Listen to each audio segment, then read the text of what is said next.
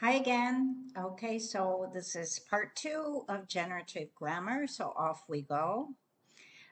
So let's think a little bit about, we saw the basics of phrase structure grammar in the first video.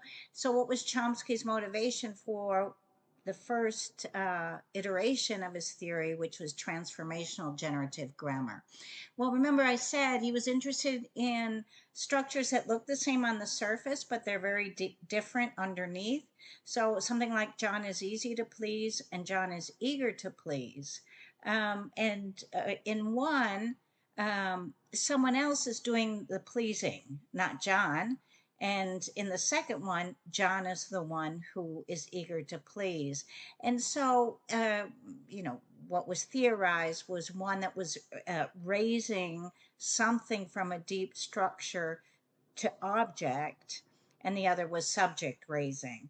What do I mean by that? Well, you can see these trees where, in the deep structure, this adjective phrase actually encodes somehow this other deep structure sentence where someone else pleases John. And so when say John is easy to please, again, what's being raised is this notion of John as object.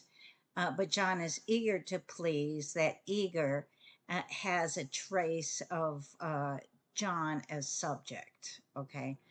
We don't really need to worry about this. The point is that he was interested in these things that look the same on the surface, but were very different in the deep structure. Another motivation is structural ambiguity. We could have these two sentences. Sherlock saw the man using binoculars. Sherlock saw the man using binoculars. So the question is, who has the binoculars? So what I'd like you to do is look at these sentences and think about the ambiguity. Try to explain it to yourself. You can write it down if you want before you look at the answers. How are these sentences ambiguous? So take a moment to do that and then continue the video. So there are some responses there. Sorry, that should say Leonardo DiCaprio, not Paul Newman. I forgot I changed the name of the actor. It doesn't matter. But you can look at those answers there. It's not clear who had the telescope, the man or the boy. Either John likes the food she cooks, or he likes to see her cooking in the kitchen. Old men and women sang. We saw that one in the first video. Who's old? Men and women, or just the men? And they are fighting dogs. Is somebody fighting with a dog, or are the dogs the type of dogs that fight? So let's draw trees for these sentences. We're going to draw two for each to demonstrate the ambiguity. So let's do I watched a movie with Leonardo DiCaprio. So that's me watching a movie with Leonardo. Okay. So, we always have a sentence, noun, phrase. In this case, the noun phrase immediately governed by S, by sentence, is a pronoun. The verb phrase has the verb watch. It has a noun phrase, a movie. I watched a movie. That's what I watched. And a prepositional phrase. How did I watch it? I watched it with Leonardo DiCaprio. So the prepositional phrase is coming off the verb phrase, which tells us that it's telling us something about how we did the watching. Now, this second one is very different. Let's say DiCaprio starred in the movie. Then we have a sentence again, all of it's the same until we get to the noun phrase and the verb phrase. So what did I watch? I watched a movie with Leonardo DiCaprio in it. Okay, so that's why the prepositional phrase is now coming off this noun phrase, off of the verb phrase. Okay, so I think you can see the difference. So now you try drawing the tree for the man saw the boy with the telescope, where the meaning is the man was using the telescope. So it's how the man saw the boy. Stop the video, try drawing the tree yourself. And again, the prepositional phrase is coming off the verb phrase because it's telling us how the man saw the boy. Try the same with the tree where it's the boy who had the telescope. And there we see the prepositional phrase is part of the noun phrase because it's modifying the boy. Which boy? The boy with the telescope. There is another PowerPoint in our Google Drive folder that has exercises that you can do where you can practice more of these. Okay, but again, the key is the difference in the VP. If the PP, the prepositional phrase, is coming off of the VP, or if it's coming off of the NP. There's also a fun little video on our Moodle platform that shows you the same structural ambiguity. Another motivation for transformational generative grammar was this notion that syntax can create an infinite structure. And this is a nursery rhyme. I don't know if you're familiar with it. It's actually much longer than this. So we can take any sentence and keep building into it. That's what's called recursion. Chomsky was very interested in recursion. And so, you know, he wanted to account for structures like this that could just go on endlessly. We need to review generative structure. So, you know, remember we said that a noun phrase consists of an optional determiner, an adjective phrase. It has to have a noun or a pronoun or a proper noun. It can have a prepositional phrase. The verb phrase has to have a verb. It can have an adverb. A noun phrase, an adjective phrase, a prepositional phrase, sentence, noun phrase, and verb phrase. We're going to make a change. We're going to add something new because we want to think about what's the head of each. A noun, or pronoun, or proper noun is the head of a noun phrase. A verb phrase has a verb as a head. But what does a sentence have as a head? Well, what was added in a later edition of generative grammar and government and binding theory was something called the OGS. You're going to see later it changes again in minimalist theory. We don't need to worry too much about this, okay? But what Chomsky was suggesting, that this notion of tense, aspect, modality, something rooting the sentence in time, in possibility, right? Was the head of the sentence. So we're going to add this thing called OGS. It's not that difficult. If we take our sentence, the boy kicked the ball, right?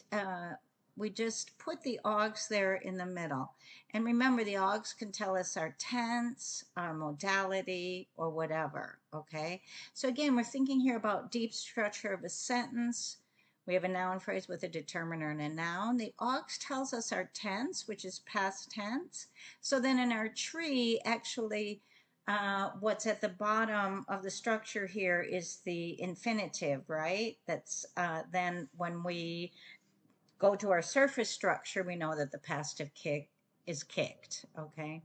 So that's all the OGS does. It roots it, in this case, in time, and it's the head of the sentence. And we're going to need it for something later called transformation. We don't really need it right now, but I thought it was a good time to add it. So let's look at something else, and that's the complementizer that.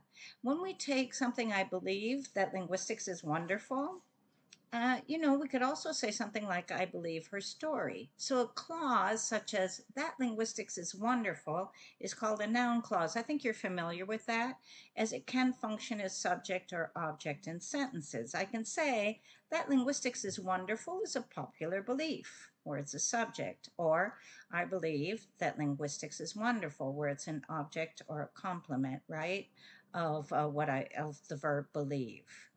So we're going to change our rule here a little bit, because our noun phrase can now be rewritten as a complementizer phrase. So now what we could say is, well, a noun phrase has to either be a noun or a pronoun or a proper noun, or it could be a complementizer phrase, okay? A complementizer phrase consists of comp, which refers to the complementizer that, plus a sentence, okay? We also know now that our verb phrase can have an optional complement, right? Noun phrase, again, that complementizer phrase. So we're going to see examples of this, right? So we've added our OGS. So I believe, we're here in the verb phrase. What do I believe? I believe something, That's why we have a noun phrase here. But now it's being rewritten by a complementizer phrase, which has the complementizer, which is that. And now we add a sentence. And this is where we're seeing our recursion, where we have a sentence inside a sentence, right? And that sentence consists of a noun phrase, which is a noun linguistics. And I think that linguistics is wonderful, right? So it's present tense of the verb to be, and then we have an adjective phrase, wonderful, okay? We can do the same if the noun phrase is the subject. So again, the noun phrase can be rewritten as the complementizer phrase, which consists of the complementizer, that, a sentence. Again, we see our recursion here. We have a sentence inside a sentence. So that linguistics is wonderful is a popular belief, okay? So, you can see where the complementizer phrase functions just the same as a noun phrase in our phrase structure trees. Go ahead, stop the video, draw trees for these sentences, and then see how you're doing as the answers are on the next slides. So just stop the video and try it. So here we have he thought, and the complementizer phrase that she was beautiful. Oh, and here we see even more recursion, right? He said, complementizer phrase, that he thought. We have our augs here that tells us it's past tense. Another complementizer phrase, that she was beautiful. And you can imagine, he said that he thought that I said that I thought that she was beautiful. And that's where we have that recursion that allows us to create an infinitely long sentence in English. The only thing that stops us is we would run out of, we have to sleep, right? So once you're happy drawing trees, go on to Generative Grammar 3. So there is that PowerPoint available with more exercises. It's in our Google Drive folder if you would like more practice. And again, anytime you have a question, just drop me an email or put a question in the general discussion. See you soon.